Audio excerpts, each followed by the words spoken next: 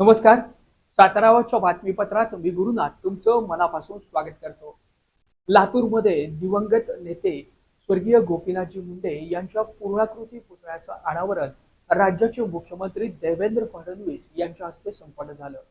या कार्यक्रमामध्ये लातूर जिल्ह्याचे पालकमंत्री, राज्याचे सार्वजनिक बांधकाम मंत्री नामदार शिवेंद्रसिंहराजे भोसले यांनी धनंजय मुंडे यांनी तक्रार केल्याच्या संदर्भात जाहीर व्यासपीठावरतीच त्यांना मार्मिक अशी कोपरखळी मारलेली आहे.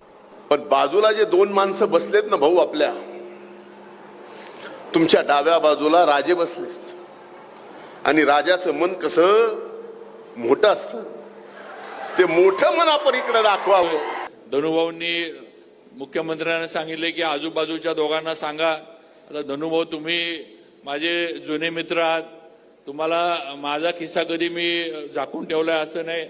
खिसा मोकळाच आहे, पाहिजे तेवढा, म्हणजे मोकळा म्हणजे उघडाच आहे, त्यामुळे पाहिजे तेवढा हात घाला आणि काढून घ्या, कोण तुम्हाला नाही म्हटले.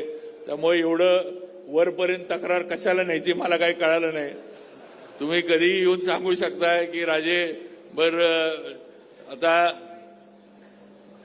त्यामुळं कधी कामाच्या बाबतीत आणि आम्हाला स्पष्ट सूचना मुख्यमंत्र्यांच्या आहेत की कामाच्या बाबतीत आपण कुठेही कमी पडायचं नाही.